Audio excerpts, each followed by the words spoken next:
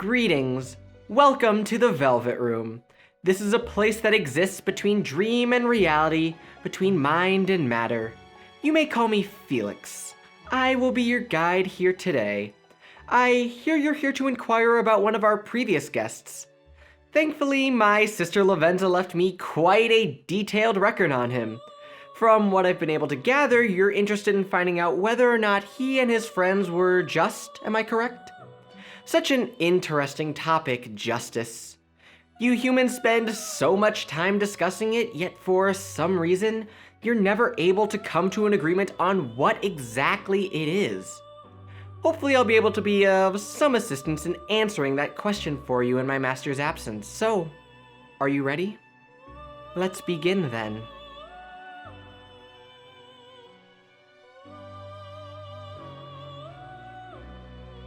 What is justice? This is a question that has plagued philosophers since the beginnings of human society. And as our silver-haired friend mentioned, no one can really agree what justice is exactly. So that opens up this topic for a fair bit of discussion. Answering the question as to whether or not the Phantom Thieves are just will depend on what theoretical framework you use. And because both this topic and the game I'm discussing are so goddamn long, I've elected to break my discussion of these topics into two parts, with this video dealing with the nature of vigilante justice as it relates to the Phantom Thieves, and then part 2 will be revisiting our good friend Dr. Maruki, and re-examining whether or not his ideals for reality could be conceived of as being just, and then further explore the notion of building a more perfect world. So let's start with the question of how exactly we determine if the actions of a person are just. In our case, is the Phantom Thieves' whole heart-taking business consistent with a given framework of justice? Now, as I mentioned, there are many to choose from. One such conception is the theory of utilitarianism. Utilitarianism states that what is right is that which provides the most good for the most people. The most common way to explain this is the idea that, say you have a trolley hurtling towards a group of 5 people on a track, and next to you is a lever. Now if you pull it, the trolley is diverted to a different track, saving the 5. But in doing so, it results in the death of 1. A utilitarian would say that that action is morally justifiable, as there was a net gain of human life. You can justify a lot with this theory, so long as that there is a net benefit for society.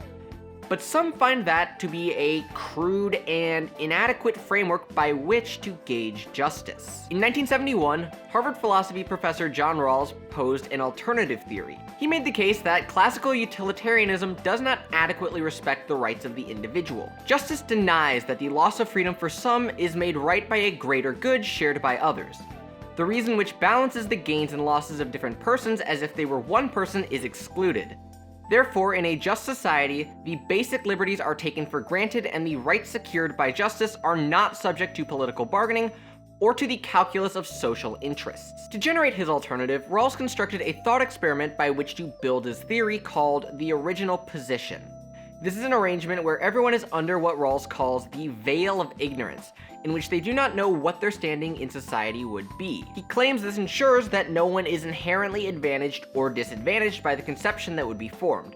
He writes, for example, if a man knew he was wealthy, he might find it rational to advance the principle that various taxes for welfare measures be counted unjust. If he knew he was poor, he would most likely propose the contrary principle. To represent the desired restrictions, one imagines a situation in which everyone is deprived of this sort of information. One excludes the knowledge of those contingencies, which sets men at odds and allows them to be guided by their prejudices. Note here that the term prejudice doesn't mean bigotry as we normally use it, but rather being in accordance with certain moral principles. From this framework, Rawls devised 2 principles of justice, which he restates and modifies multiple times throughout his book, with the final version being as follows. 1. Each person is to have an equal right to the most extensive total system of equal basic liberties compatible with a similar system of liberty for all. And 2. Social and economic inequalities are to be arranged so that they are both A. to the greatest benefit of the least advantaged, consistent with the just savings principle, and B. attached to offices and positions open to all under the conditions of fair equality of opportunity. For the purposes of this video, I'm mainly concerned with the first principle. We'll discuss the second principle in a bit more detail in part 2. To the first principle, Rawls claims, Important among these are political liberty, the right to vote and to hold public office, and freedom of speech and assembly, liberty of conscience and freedom of thought, freedom of the person, which includes freedom from psychological oppression and physical assault and dismemberment, integrity of the person, the right to hold personal property, and freedom from arbitrary arrest and seizures as defined by the concept of the rule of law. So for some of these, there can be a case made that the Phantom Thieves are violating the rights of their targets. The fairly obvious one is freedom of thought and freedom of person, which is probably the strongest case to be made. To an extent, stealing a person's desires is forcing your ideology and ethical framework onto another. We see each of the palace rulers not really express any issue with what they're doing, and the Phantom Thieves are thus forcing them to change that perspective by stealing their treasure. What? Were you expecting me to discuss property rights? The problem is that once you get into the metaverse, it's a bit hazy how to apply these theories. Rawls does draw the distinction between personal property, things like a toothbrush or a Nintendo Switch, and private property, stuff like land and factories. However, neither Rawls nor any of the other dead white guys who have talked about property rights have any writings about what happens if a group of teenagers drop into a parallel dimension and take your mind treasure thing. I can't imagine why that might be. So for our intents and purposes, we're going to ignore it and assume that the key violation is the right to not have your mind forcibly altered by random people that you barely know.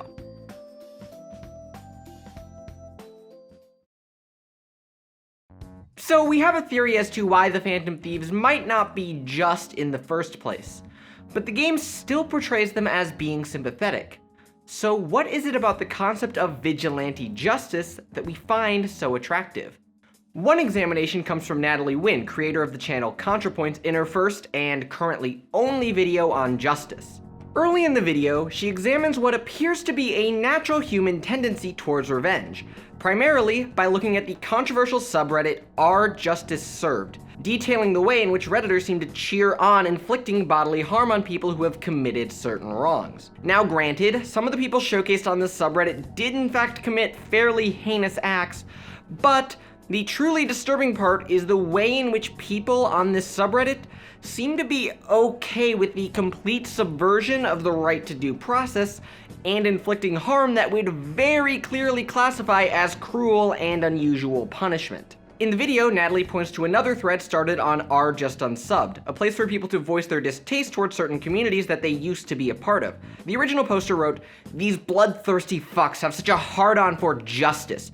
These comments are vile. It reads like a bunch of edgy teenagers. The guy was kicked after he was down to the point of brain damage and possibly death. People don't understand the desperation that goes into robbing someone, especially if they're using a fake gun. I'm done with that shitty fucking sub. And honestly, some of these comments should probably be removed. Some are actually saying that the guy should have gone further and shot the guy while he was on the ground." The top comment on this thread also voiced a lot of the same discontent. "I wanted to see stories and videos of assholes getting their comeuppance. Instead, I got bombarded with an angry, toxic, moral absolutism. Everything is black and white with them. If you don't support mutilating someone beyond repair, then you must support giving them a slap on the wrist and letting them fuck your wife." Consequently, apparently r/justice_served is so extreme that threads about them on r/justunsub'd have been banned since November of last year due to the large number of posts about it. I wonder why a subreddit full of graphic depictions of corporal punishment might end up turning a lot of people off, especially in our current climate. The point of all this is to establish that despite the fact that we hold important the notion of having certain basic rights, including the right to due process, our dumb lizard brains don't quite seem to actually believe in it. So it's only natural we'd be drawn to stories of dudes in capes going around beating up criminals because, on a fundamental level, we seem to have the perception that those who hurt others deserve what happened to them. This is definitely an attitude shared by the Phantom Thieves in the game. At multiple points, we see characters express the desire to make those who they target pay for their crimes. "Someone almost died because of him. I don't give a rat's ass what happens to him anymore." The prospects of your pupils. How many did you trample upon? How many dreams did you exchange for riches? No matter what it takes, I will bring you to justice! We'll crush him like a fly. I'll make him regret making me angry. It isn't really until we get to Strikers where the villains are painted in a slightly more sympathetic light, and given what we might call mini redemption arcs after their hearts have been stolen. But overall, the aim of the Phantom Thieves is to make people suffer consequences for their actions. The example of this in real life was this fairly viral tweet from someone who made the claim, "How do you know the US was a failed state? I'll go first. We're holding a 4-week trial for a murder everybody saw," in reference to the trial of Derek Chauvin for the murder of George Floyd. The replies and quote tweets are, well, it's Twitter, so a shit show. But there seem to be two themes going on here. Those criticizing the tweet for claiming that we should deny Chauvin the right to due process because everyone saw him do it, but we also saw people defending the tweet, pointing to the fact that George Floyd wasn't given due process, that Chauvin acted summarily as judge, jury, and executioner despite his role as a police officer, theoretically not giving him any right to do so. And that's the other reason why we're so drawn to these types of stories. It's an outlet by which frustrations and anxieties surrounding the fact that the ideals of justice are not actually reflected in the current system. People often speak of there being a so-called two-tiered justice system. This is the perception that the rich and powerful get to play by a different set of rules. This is something that Rawls sees as a component that runs contrary to the application of his theory. He writes, "In order therefore to apply the notion of pure procedural justice to distributive shares, it is necessary to set up and administer impartially a just system of institutions. Only against the backdrop of a just basic structure, including a just political constitution and a just arrangement of economic and social institutions, can one say that the requisite just procedure exists." The belief that this is not being met and those with connections are insulated from the consequences of their actions is definitely a huge part of what drives Persona 5's story. The first arc of this game sees Kamoshida abusing and having inappropriate relationships with his students, all while the school turns a blind eye to his actions. Kaneshiro is a character who the police were literally unable to catch. Shido got away with so much shit in this story, but his position of power insulated him from the possibility of any consequences. We see this same song and dance play out with many of the villains in Strikers as well, mainly because a fair number of them are copy-pasted from Persona 5 to an extent, but that's neither here nor there. One of the most prominent places happens during Sai's Palace, in which Sai's distorted desires manifest as a casino, representing her viewing her role as a public prosecutor not as an executor of justice, but as a game to be won. And this segment reveals a fair number of realities about the justice system in Japan. The news publication Nippon.com conducted an interview with two Japanese legal experts, Murai Tokuishi and Muraoka Keiichi, to provide an explanation as to why the problem is the way it is. Muraoka makes mention of how there are specific norms that we observe here in the US, in theory, that are absent from the Japanese legal system. Take, for example, the investigation process. Suspects are denied access to a lawyer while being questioned in order to squeeze a confession out of them. Courts even allow the practice. There is a heavy reliance on documentary evidence that creates a perennial air of guilt that can influence how the judge tries a case. There are two other parts that I found particularly interesting as well that we see with Sai's character arc. Naturally, the prosecution goes to great lengths to ensure that criminals get their just desserts. But in doing so, they also exercise a high degree of discretion in deciding which cases to pursue. Public prosecutors typically concentrate on suits where conviction is almost guaranteed, leading to a suspension of around 60% of criminal cases in Japan without an indictment. This is followed by this fairly damning remark. The simple answer is that prosecuting attorneys have broad discretion to suspend suits, even when there is substantial evidence, and only pursue cases that are certain to end in indictment. The reason that some 60% of cases are deferred is because public prosecutors are overly concerned about losing a case and tarnishing their reputation. It's almost like there might be factors within this system that encourage prosecutors to focus on protecting their personal reputation instead of, actually executing justice. Like, maybe it wasn't a personal character flaw of Sai, but a result of the environment she was in, but I digress. However, the conviction rate is only one part of the equation. What happens after the conviction is equally as important. As we've established already, a key aspect of justice in our current culture is the concept of retributivism, the punishing of those who commit certain offenses. Another concept you usually hear to justify criminal punishment is the concept of deterrence. It's the concept that libertarian philosopher Robert Nozick uses to justify retributive justice under his conception of a minimal state. He starts from the concept that when you violate someone's rights, what he calls a boundary crossing, the victim is morally justified to exact compensation for said transgression. The problem that arises, according to Nozick, is that it may not be enough to deter people from acting. Those who cross another's boundaries sometimes escape without revealing their identity, merely to require, upon detection, apprehension, and determination of guilt, compensation of the victim might be insufficient to deter someone from an action. Why wouldn't he attempt to continually get away with it, to gain without paying compensation? True, if apprehended and judged guilty, he would be required to pay the costs of detecting, apprehending, and trying him. Perhaps these possible additional costs would be sufficiently great to deter him, but they might not be. So one might lead to prohibit doing certain acts without paying compensation, and to impose penalties upon those who refuse to pay compensation or who fail to identify themselves as the crossers of certain boundaries. But is Nozick's belief in retributive justice correct? Maybe our natural tendency to take revenge isn't the best solution to crime. Another goal of justice might be to try to reform criminals so they don't act again. Right now in my country, the United States, roughly 2/3 of released convicts are rearrested within 3 years. Within 5 years, we see the number of arrests increase to about 3/4, with a roughly 55% rate of reconviction. Not much reforming going on here. Compare that to Norway, which boasts a 5-year recidivism rate of roughly 33%. Perhaps there might be a better way to handle things. Maybe we need to analyze the reason people engage in criminal behavior in the first place and address those problems. Perhaps the answer to a broken system isn't beating up criminals on the streets. Perhaps there might be more reasons to be a bit more critical when it comes to these types of stories, and to erect a very solid wall between the realms of fiction and reality.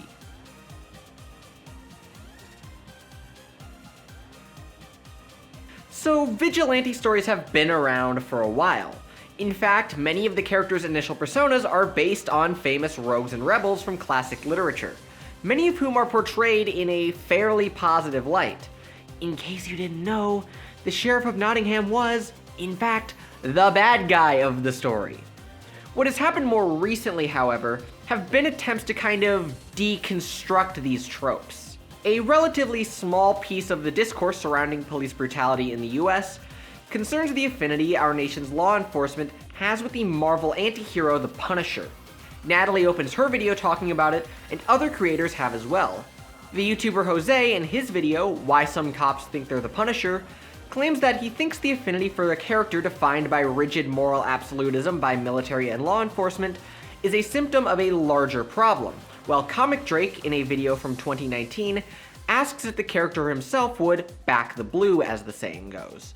He makes a point by saying that the Punisher is not really supposed to be a hero, and how the character is often at odds with other Marvel characters, while ultimately expressing a general discomfort with law enforcement taking a liking for a character who indiscriminately kills criminals without giving them due process. The video cites an interview with the creator of the character, Jerry Conway, which seems to show that even he is a bit uncomfortable with the connection. The vigilante anti-hero is fundamentally a critique of the justice system, an example of social failure. So when cops put Punisher skulls on their cars, or members of the military wear Punisher skull patches, they're basically siding with an enemy of the system.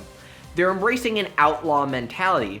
Whether you think the Punisher is justified or not, whether you admire his code of ethics, he is an outlaw. He is a criminal. Police should not be embracing a criminal as their symbol. Natalie makes a case in her video that a key takeaway that readers should get from Punisher comics is that revenge seeking is an endless cycle that doesn't lead to any real emotional satisfaction. It's like a cycle where violence begets violence and nothing ever really changes. It's almost like this comic book is trying to tell us something about the nature of crime and punishment. However, when we talk about deconstructing the vigilante, No story does it better than Alan Moore and Dave Gibbons' limited series comic, Watchmen. For those unfamiliar with this comic, Watchmen is set in an alternate version of the 1980s where superheroes came about in the 1940s and 60s, which enabled the US to win Vietnam, among a few other things. This popular story has spawned various sequel and prequel media, none of which I've read or watched.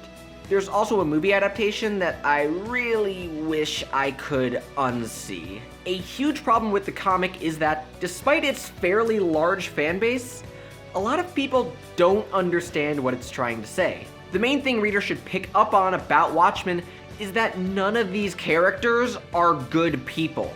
This rings especially true for the character of Rorschach, who a lot of people, particularly young men, seem to like. Writing for Esquire, staff video editor Dom Nero writes, "It's not hard to understand why entitled young men see themselves in Rorschach, a character who was tormented as a young boy, reviled by his peers, and forced to turn to vigilantism to achieve his goals. But any intelligent reader of Watchmen can see, quite on the surface level, that Moore is not seeking to glorify violence or vigilantism in his series at all. A well-known example of a Rorschach fan comes in the form of this guy. I do not like them, Sam I Am. I do not like green eggs and ham." Yep, the Zodiac Killer himself, one Ted Cruz, listed Rorschach as his favorite superhero, alongside the likes of Spider-Man and Batman back in 2015. Anyway, Susanna Polo, writing for Polygon, rebukes Cruz's admiration for the character, claiming that liking Rorschach is, in my experience, the biggest warning sign that a person has completely missed the point of Watchmen. Polo points to a couple of factors that may lead to Cruz liking the character, such as him being based on a pair of characters created by Steve Ditko, who is known for his love of objectivism, which is the name of the philosophy of Ayn Rand, who Cruz has also shown an affinity for. Another factor as to why Cruz and others may like the character may have something to do with perspective. Many of the early scenes in the comic are told from Rorschach's point of view, and that perspective may lead some readers, particularly those who are predisposed to agree with the character, to take a liking for him. But still, many other readers don't quite like the character. Polo expresses her discomfort with the character in pretty clear terms. This early alliance with Rorschach's point of view made later parts of the comic pretty disturbing for me, as Rorschach's extraordinarily negative opinion of women and the poor and the LGBTQ community is made known, as his intrusive behavior toward his friends arises, as he terrorizes a reformed and terminally ill supervillain for taking unprescribed painkillers, and he brutally kills animals for his owner's crimes. It was the beginning of a realization, one that I make sure to point out to anyone I know who's reading Watchmen for the first time, that Watchmen is not about heroes. It's about people. Flawed, violent, and damaged people. This all raises a fairly interesting question for us about the nature of these stories. The perspective informs the way we view characters.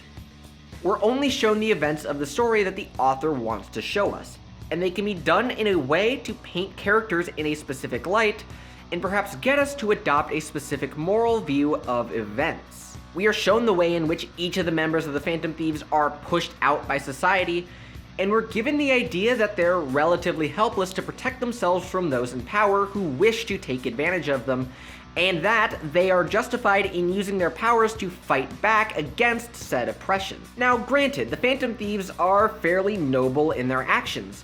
Just like Spider-Man or Batman, they don't kill. They merely leave their target to have a change of heart and confess their crimes on their own terms. And perhaps you've noticed something about the way I've been framing the Phantom Thieves here. Every time I talk about the Phantom Thieves going to change someone's heart, I've been using the term target, subtly suggesting to you that their actions are at least morally neutral. Whereas if I called them victims, there would be a more morally negative connotation. And beneath all that, we have to answer the big question about whether or not the actions of the Phantom Thieves should be considered permissible. Who's to say that most people would use the metaverse in that way? How do we know that there would be more Jokers and fewer Akechis? We'd like to say that it would be the former, but people suck. To allow anyone to enforce the laws, we start to run into problems. Stories like Watchmen and characters like the Punisher lead us to suggest that damaged people seeking justice don't have our best intentions in mind. If given the ability to act with relative impunity, like something that the metaverse would allow, how would we expect people to not use it for their own selfish gains? So perhaps when we confront the question of the vigilante and its permissibility, we might be drawn to consider if the risk of allowing anyone to act in such a way would be a good thing. That's not to say we should give all authority to the police. There definitely is a need for police accountability and reform right now. But we have to ask ourselves, are some of the alternatives to the system that we're frustrated with potentially worse than what we're trying to fix? And sure, Akechi and his ilk may be just a couple of bad apples, but one bad apple spoils the whole bunch, whether they wear a badge or a cape or a mask. It's only by having proper accountability for those in power and by addressing the root problems of injustice that we can truly say we have reformed society. A just society is one where the Phantom Thieves would be unnecessary to begin with.